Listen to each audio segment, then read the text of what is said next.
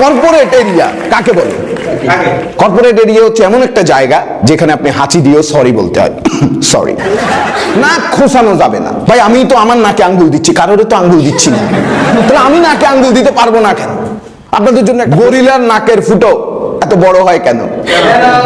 কারণ নাক খোসানোর মতো যথেষ্ট মোটা আঙ্গুল তার আছে। মনীষী বলে গেছেন, যারা প্রকাশ্যে নাক খোঁচানোকে দেখতে পারেন না তারা জীবনের ছোটখাটো আনন্দ থেকে বঞ্চিত হন।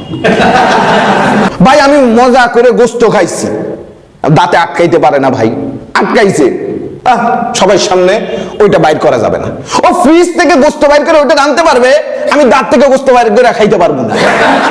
খুব সাবধানে এইভাবে করে খোঁচাইতে হবে। আরে ভাই আমি আয়নার সামনে এইভাবে করে দেখি না, এমনি করে বলে দেখুন আমার কাছে। ওকে ঠিক আছে, আপনার যদি এত দরকার হয় তাহলে একটা কাজ করেন, বের করে ফেলে দেন। না আমি ফেলবো না, আমি মাংস ভালো করে খাবো। আমার একটাই সিস্টেম ভাই, সোজা হিসাব, বাইর করবো, যদি বেশি বড় হয় খায় ফেলবো, ছোট হলে ফালাই দেবো।